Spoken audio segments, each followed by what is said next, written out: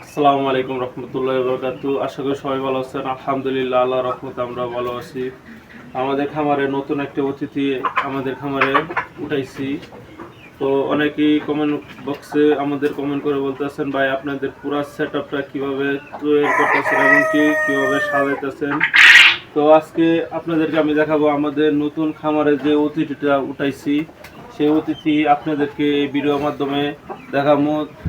কেউ ভিডিওটা না টেনে না স্কিপ করে ধৈর্য সহকারে দেখবেন। এমনকি যারা যারা আমাদের ইউটিউব চ্যানেল থেকে দেখতেছেন, আমাদের ইউটিউব চ্যানেলটা সাবস্ক্রাইব করে দেবেন। যারা যারা আমাদের ফেসবুক পেজ থেকে দেখতেছেন, আমাদের ফেসবুক পেজটাকে ফলো করে দেবেন। আসেন আপনাদেরকে আমি দেখাই আমাদের খামারে যেই নতুন অতিথি উঠাইছি, আমাদের ফাইটার মুরগি। তো এখানে দেখতে পাচ্ছেন আমাদের খামারে নতুন অতিথি।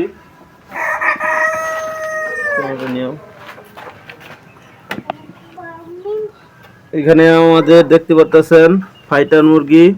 তো আপনাদেরকে আমি ধরে দেখাইতেছি আমাদের ফাইটার মুরগি কি পরিমাণ ফেদার এবং কি কি পরিমাণ আমাদের যে লুকটা নিয়ে আছেন। তো আপনাদেরকে আমি দেখাইতেছি।